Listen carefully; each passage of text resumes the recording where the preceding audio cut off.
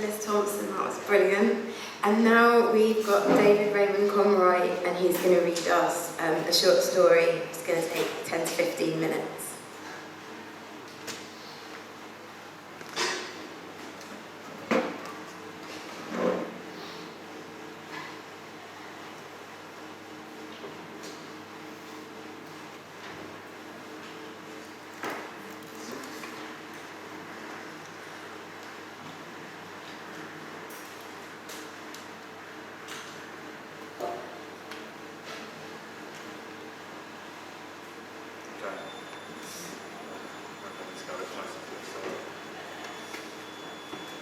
Is that all right? Yeah. Okay. So I think this is called Justice. The question is, are things different now, or were they ever thus? The change mostly being the feedback one gets from strangers these days. The minor road rages she witnessed on her cycle to town made her think about how different she felt when even the slightest bit distance from the real world. On winter's mornings, she would observe drivers through rain-spotted, wound-up windows, watching as they shouted obscenities from behind their controls. The recipients of this wanker or that cunt were, for the most part, it seems, totally oblivious.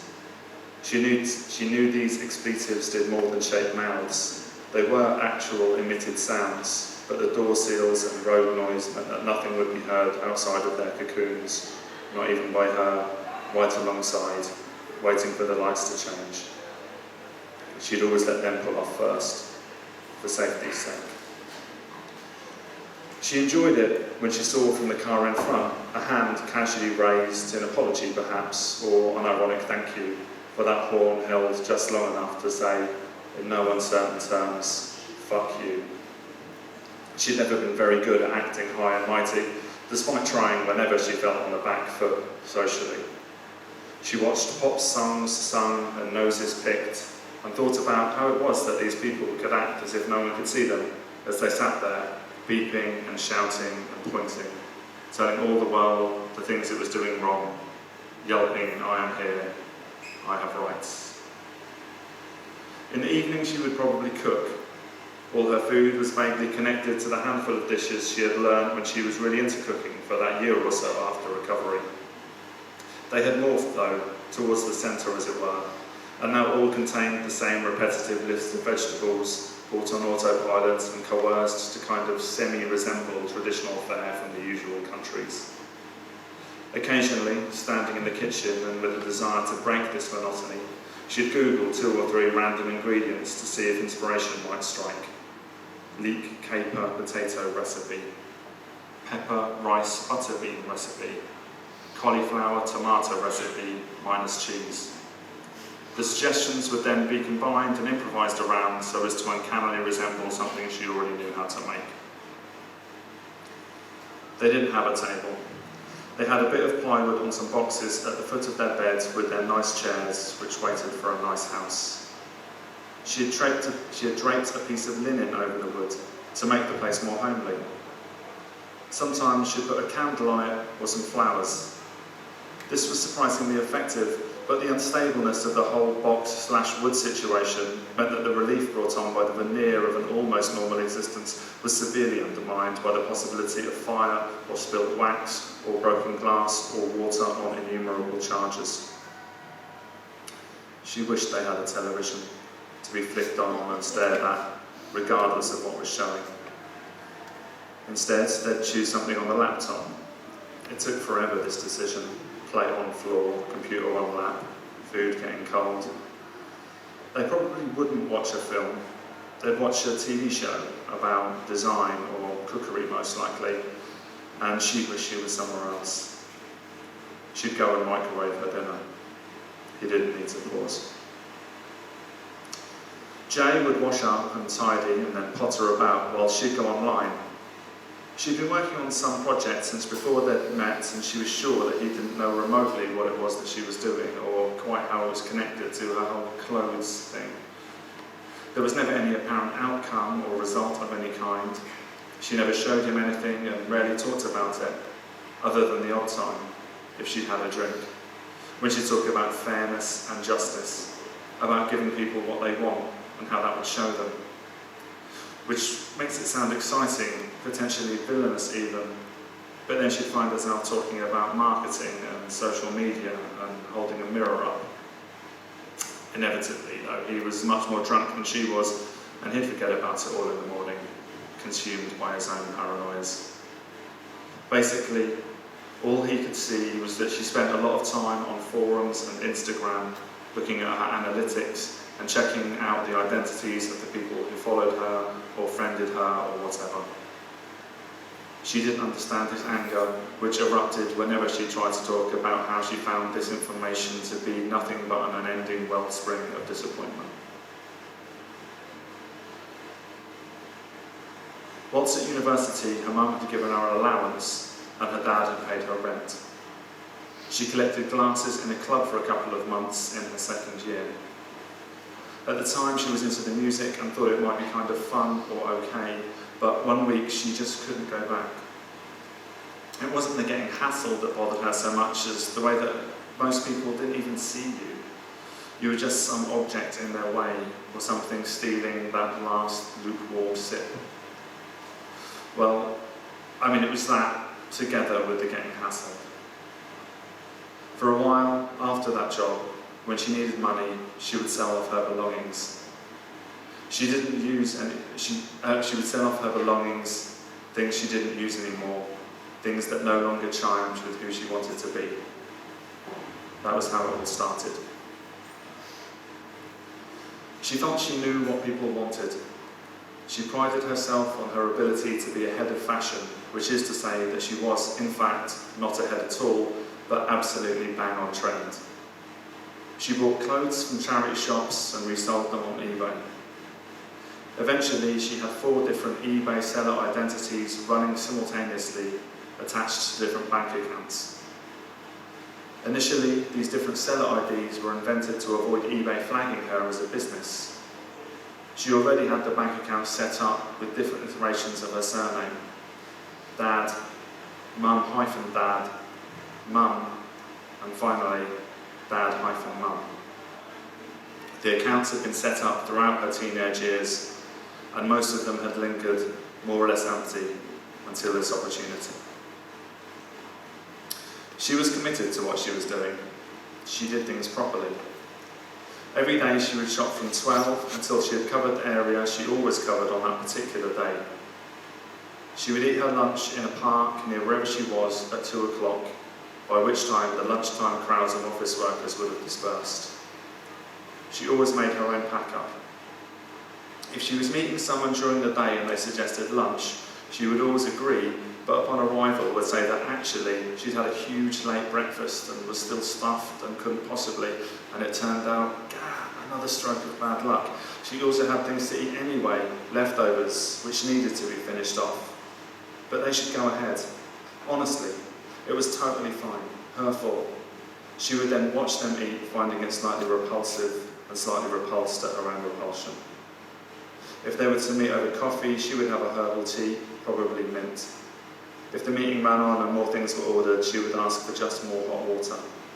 It was always better the second brew, she would say. Her eBay stores were doing well, and her multi-ID setup had evolved into something more like individual characters with different lives, designed to appeal to particular audiences. Which character best suited a particular item was a constantly running deliberation for the entirety of each afternoon as she browsed those rails.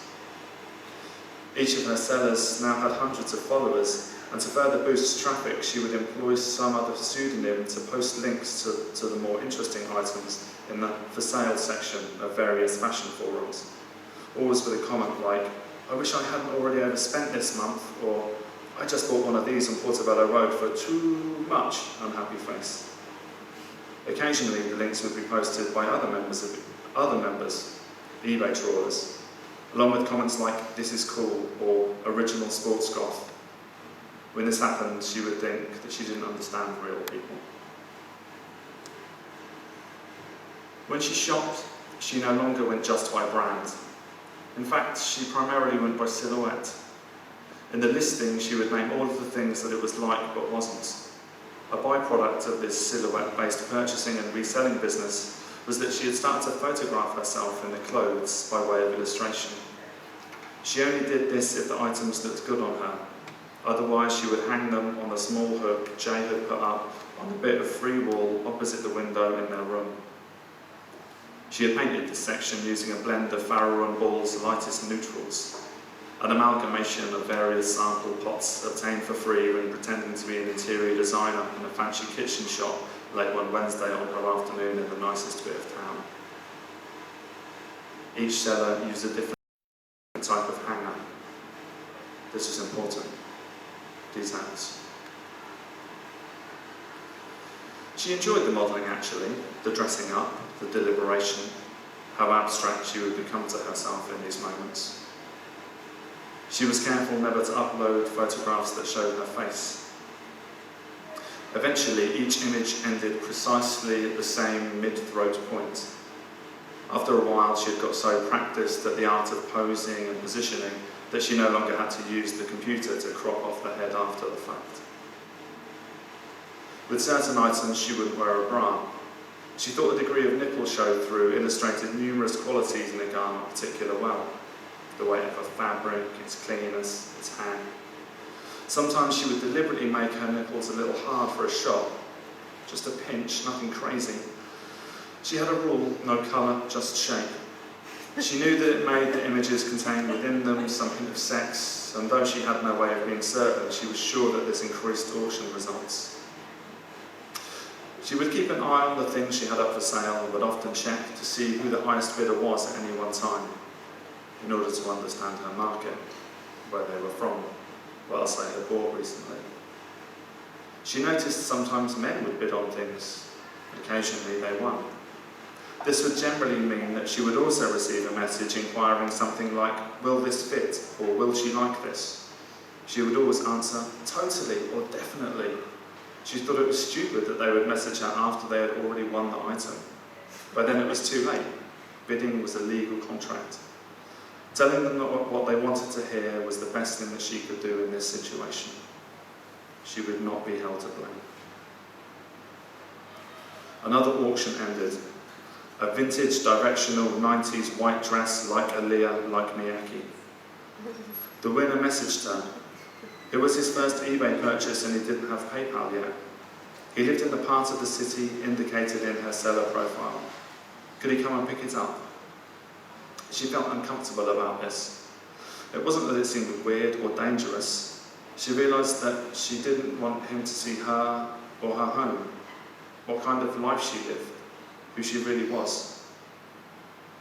It would break the illusion, she realised. She apologised, saying that she had moved house recently and had not yet updated her account, that she lived far away now and that it would not be possible for him to come by. As he had no way to pay, she would cancel his purchase and relist the item. She was sorry. She would give him positive feedback, which he needed anyway. He really needed to sort out PayPal, she said. It was the safest system because everything was insured, unlike bank transfers, which relied actually too much on trust. Not that she didn't trust him, of course. He messaged her that he could post her a cheque if he could have her new address. She didn't write back and he never registered a complaint. This was the turning point. It could all become real. She decided she would no longer speak, for a while at least. If words came from her mouth, they would not be her own. When a response was demanded, which would be rare, she would imagine a script in her head, and though it would be relayed by her, she would in fact be distant. She would say only what people wanted to hear. She would flatten her intonation and stand, leaning forward ever so slightly, so her weight was on the balls of her feet. She would rotate her pelvis just so, faintly arching her back, the way she stood when photographing herself. It was a posture she had learned in a YouTube tutorial entitled, How to Get a Thigh Gap. In these ways, she would remember that she was in character. When she was not in character, she would stand on her heels. It was resolved. When she sold things, she would look at the postal address, and if it was close by, she would message the person, asking if it would be possible for her to hand deliver the items. It would save on the postage for them, she'd suggest. She would then dress in her coolest outfit, straighten her hair, wear just a whiff of classic perfume. When she was inquiring about potential hand delivery, she would offer a 5% discount if they paid in cash. She could alter her routine and decide which areas of London to shop in based on where her drop-offs would be. If this worked, she would never have to transfer money out of her PayPal account. Everything she bought online could be paid for like this, and it meant that she could avoid paying tax, and she could disappear. She returned home that day at around 4:30. There hadn't been much of interest that afternoon in the largest charity shop, her favourite. It had been shut. A nondescript apology posted to the inside of the door. Her working hours were over, so she went through the auctions which had ended that day. She would spend until 6:30 getting packages ready for posting out the next morning. She messaged one winner, M_83, who it turned out lived on her street. She asked if she could walk over and drop off the trousers that evening, or any other, but she lived just 5 minutes away. It was no trouble, really. The PM came back almost instantly. "Are you kidding?" It actually hurt, that exclamation point. She was composing her apology when another ping came through. "Sorry, I hit return and it's sent. Anyway, of course, come over whenever you're ready. I'm in all night." She showered and shaved her legs. She filled out her eyebrows, put on some lipstick, then blotted it off. She put on the outfit she had already planned for the next day. She thought about what sort of person M83 was. Who would want those trousers and live on this street? She thought, seeing as she had bought them and she lived there too, that M was probably somewhat like her, but more the sort of person she wanted to be. Toes. She was born in 83, so they were a similar age, that was sure, and they were the same size. She looked at the address again. Emily probably had a whole flat to herself. No, with her partner, don't care. They owned it. A nice 2-bed flat, a period conversion. They were happy. Sure, they argued sometimes, but they loved each other. He wasn't demanding.